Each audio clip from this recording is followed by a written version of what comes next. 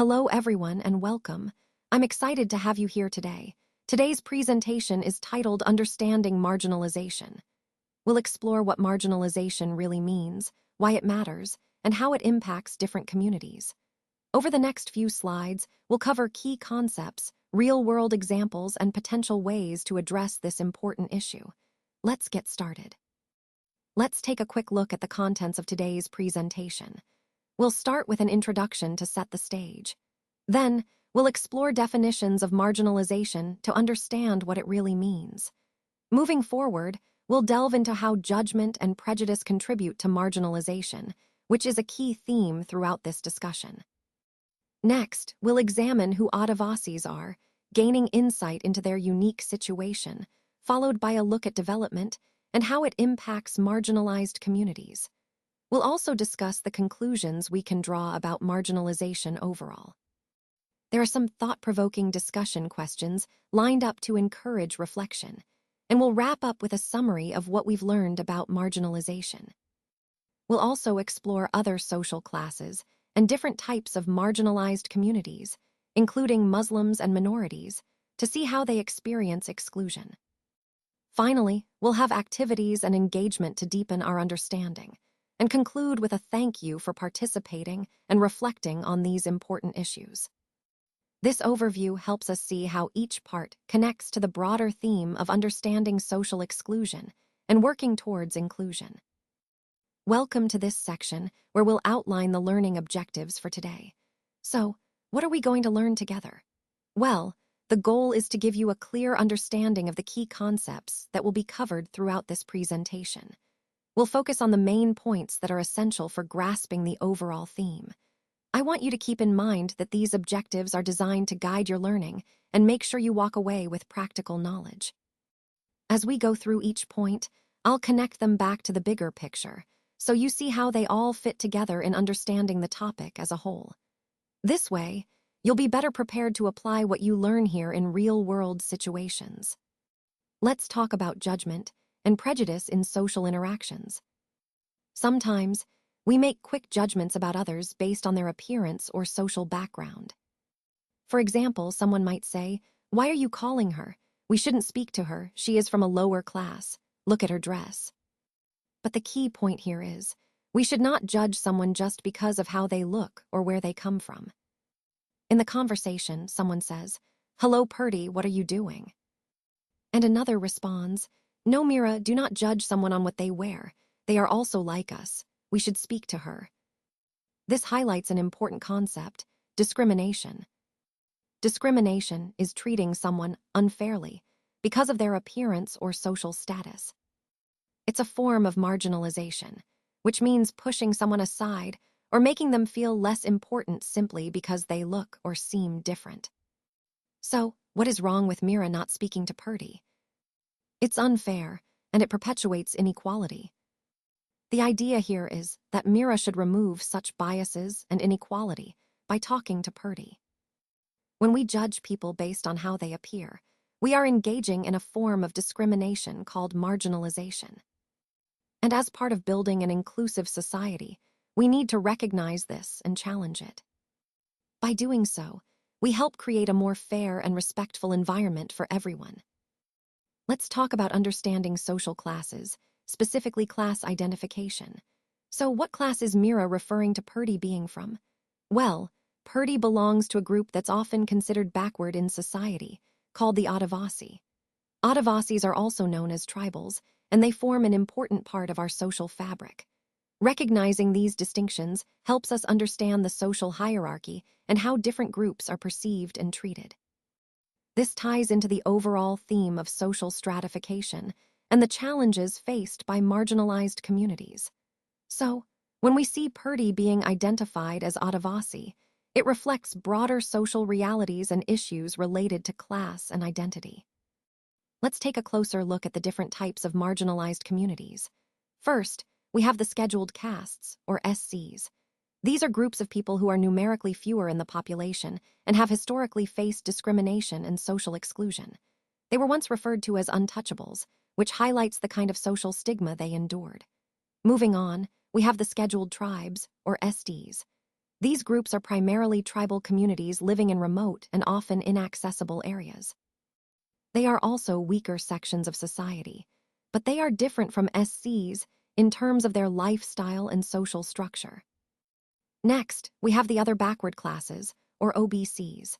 These communities may not have faced the same level of social discrimination as SCs or SDs, but they still experience social and educational disadvantages that require affirmative action. Finally, we have the minorities, which include groups based on religion, language, or culture that are smaller in number compared to the majority population. Connecting this to the overall theme, understanding these categories helps us recognize the diverse social fabric of our country and the importance of inclusive policies to address the unique challenges faced by each group. Let's take a closer look at what marginalization really means by exploring some key questions. First, when we talk about Adivasis and stereotyping, we're asking, what does it truly mean to be socially marginalized? How are these communities often misunderstood or misrepresented? Then, moving to Adivasis and development, we need to understand who these groups are. Who are the Adivasis in our society? Are they all the same, or do they have diverse identities? It's important to see that marginalization isn't limited to one community. We also look at Muslims and other minorities and how they face similar challenges. Now, do you have an Adivasi community in your own state? And if so, do Adivasis from different regions or states consider themselves part of the same community, or are they very different? Here's a crucial point. Adivasis are not a homogeneous group. There are over 500 distinct tribal groups across India. For example, in a state like Odisha alone, there are about 60 different tribal communities. Each of these groups has its own language, culture, and traditions, which makes understanding their experiences of marginalization even more complex. Connecting this to our overall theme, recognizing this diversity helps us understand that marginalization can take many forms and affects communities in unique ways. It's vital to see these differences clearly as we work towards more inclusive development and social justice. Let's talk about who the Adivasis are. The term Adivasi refers to the original inhabitants of our land, those who have been living here long before others arrived. They have a deep connection to their roots, which is reflected in their worship of ancestors, their own villages, and nature spirits. These communities have traditionally lived in close harmony with forests, relying on them for their livelihood and cultural practices. Many Adivasi groups speak their own languages, like Santhali, which is an important part of their identity. They also practice a variety of tribal religions that are unique to their communities, emphasizing their rich cultural diversity. You'll find Adivasi communities spread across different states, such as Gujarat, Maharashtra, Rajasthan, West Bengal, Odisha, Jharkhand, and the northeastern states. Understanding their characteristics helps us appreciate the diversity and importance of their way of life, which is integral to the broader fabric of our nation. Let's talk about social marginalization. When we say someone is marginalized, we mean they are pushed to the edges and not included in the center of social life. It's like being on the sidelines instead of being part of the main event. Certain groups in society experience this more than others, often because of economic, social, cultural, or political reasons. These factors can make them feel excluded or overlooked.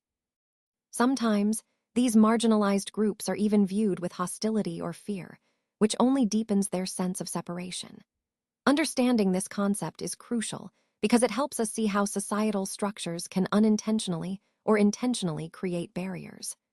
Recognizing marginalization is a step toward fostering a more inclusive and equitable society, which ties directly into our overall theme of social cohesion and justice. Let's talk about the stereotypes often associated with Adivasis. They are frequently portrayed in colorful costumes, with distinctive headgear, and their traditional dances are often highlighted. While these elements are important parts of their culture, this kind of portrayal can sometimes oversimplify or distort their identity. There's also a common belief that Adivasis are resistant to change or new ideas. This stereotype suggests that they prefer to stick to their traditional ways, which isn't always true. In reality, many Adivasis are adaptable and open to progress, but they often face systemic barriers. Another misconception is that they are to blame for their supposed lack of advancement. This kind of blaming shifts focus away from the larger social and economic factors that hinder their development. Lastly, there's a stereotypical view that they have a primitive background. This term is outdated and unfair because it dismisses their rich cultures and histories as being less evolved. Overall, these stereotypes serve to marginalize Adivasis and ignore their diversity and resilience. Recognizing these misconceptions is crucial as we work towards a more accurate and respectful understanding of their communities. All right, let's dive into some key discussion questions that will help us reflect on the themes we've covered. First, what do we mean by marginalization? Essentially, it's about certain groups or communities being pushed to the edges of society, losing access to resources, opportunities, and a voice in decision-making. Understanding this concept is crucial because it helps us see the broader social dynamics at play. Next, let's consider the religious beliefs of Adivasis.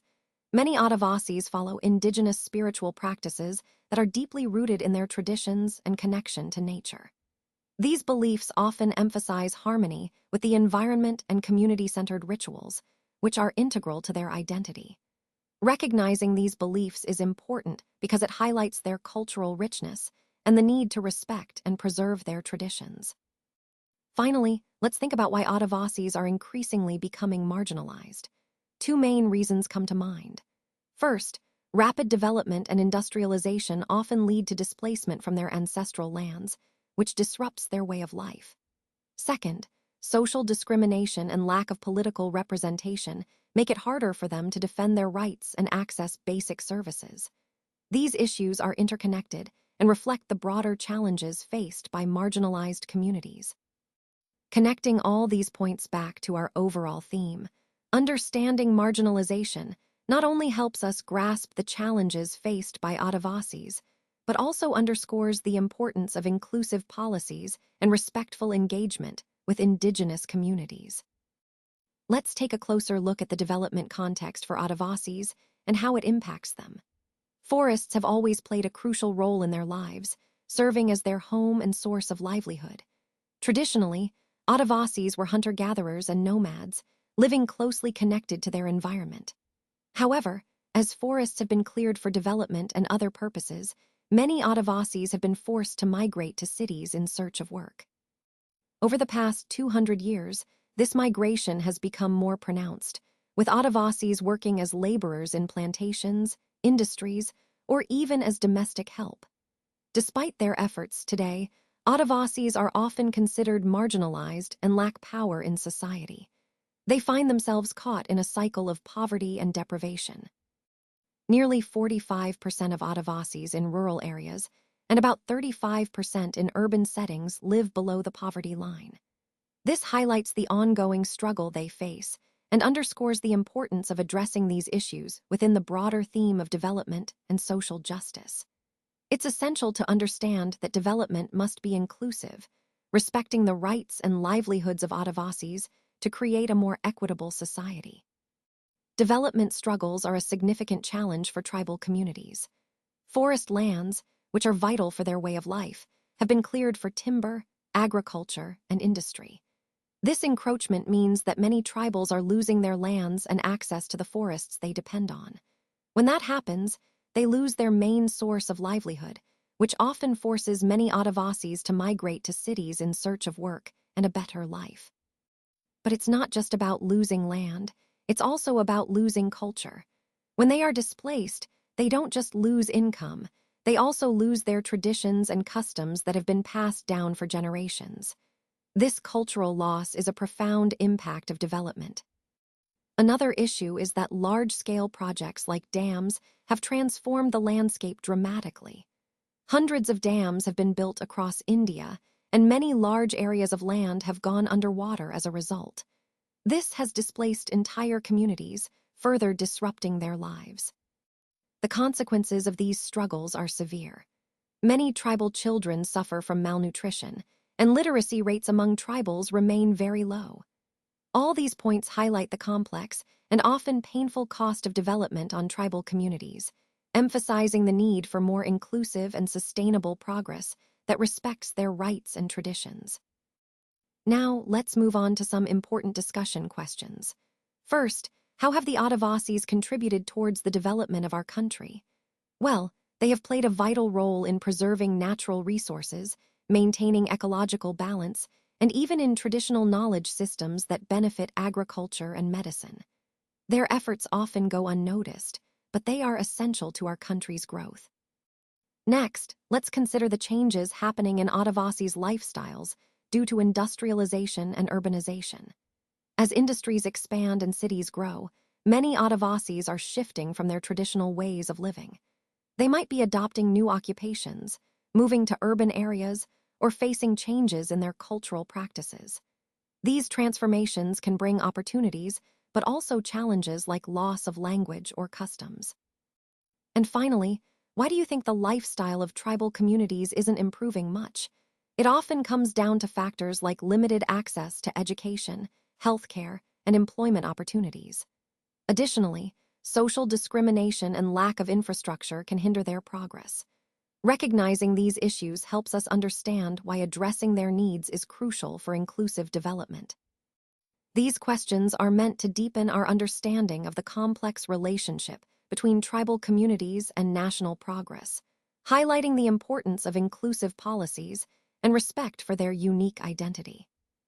Let's talk about the Muslim community in India and some of the challenges they face.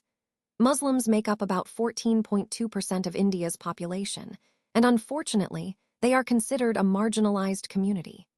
Over the years, they've often been deprived of the benefits that come with socioeconomic development, such as access to basic amenities, education, and public employment opportunities. Recognizing these disparities, the government set up a high-level committee in 2005 to examine the situation and suggest ways to help. The report from this committee highlights that the Muslim community is similar to other marginalized groups, like scheduled castes and scheduled tribes, especially when it comes to development indicators. For example, the average years of schooling for Muslim children aged 7 to 16 is significantly lower than that of other communities. This gap in education has long-term effects on their economic and social opportunities. Another important aspect to consider is cultural practices. Customs like wearing a burqa or a fez make Muslims visibly different, which sometimes leads to misunderstandings and misidentification.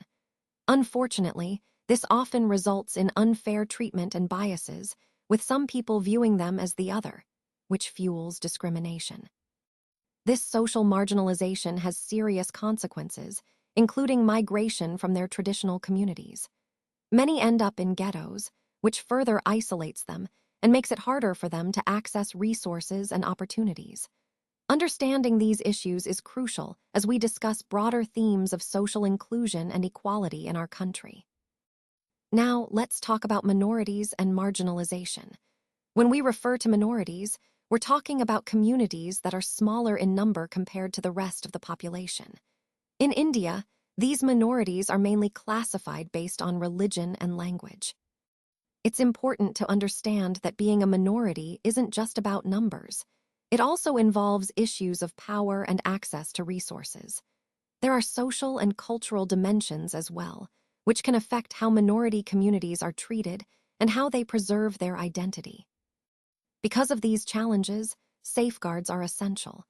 They help protect minority communities from being overshadowed or dominated by the majority culture.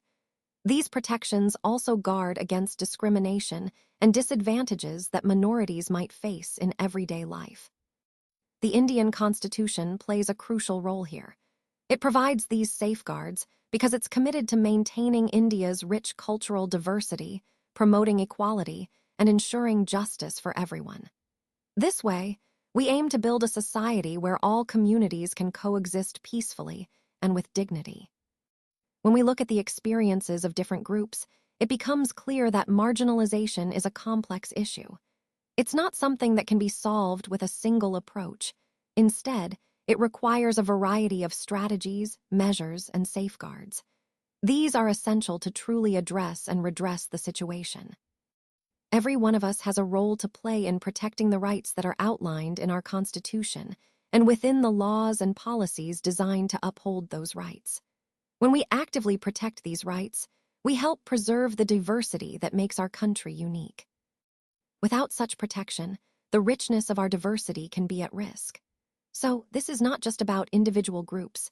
It's about all of us working together to ensure that everyone's rights are respected and that our society remains inclusive and vibrant. This aligns with the overall theme of our presentation, emphasizing that safeguarding rights and embracing diversity are fundamental to building a fairer, more equitable society. Let's take a moment to reflect on the summary of marginalization. As we've seen, different communities face marginalization for various reasons, and each one experiences it in unique ways.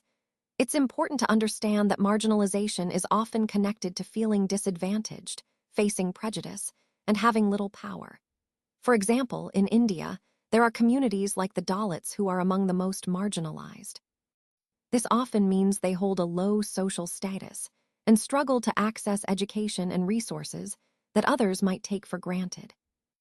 At the same time, these communities often want to preserve their cultural identity. They seek to do so while also gaining access to rights, development opportunities, and a fair share of resources. Recognizing these nuances helps us understand the broader theme of social equity and the need to create inclusive societies where everyone can thrive without losing their cultural roots. Let's move on to Activity 1. I want you to write a 12-word summary in your own words about what you understand by the word marginalization. Take your time and think about what it really means in different contexts.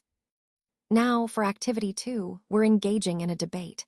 You need to support the statement, Muslims are a marginalized community. To do this effectively, you'll create a priority pyramid. Think about the key reasons why Muslims might be considered marginalized and organize these reasons from the most to the least significant. As you prepare your points, make sure to explain them thoroughly but in a conversational way. Highlight the most important concepts, like social exclusion, discrimination, or lack of opportunities, and connect these ideas to the overall theme of the presentation, which is understanding marginalization in society. Remember, your goal is to present a clear, engaging argument that helps us see why this issue matters and how it impacts communities. Keep it natural, professional, and concise, focusing on making your points compelling and relevant. Thank you so much for being with me today. I really appreciate your time and attention throughout this presentation. I hope you found the insights valuable and that they resonate with your own work and goals. Remember, the key points we discussed highlight the importance of continuous learning, innovation, and collaboration. These concepts are fundamental to achieving success in any project or organization. I encourage you to take these ideas forward and apply them in your own context. Once again, thank you for your engagement and participation. I look forward to connecting with you further and hearing about your progress.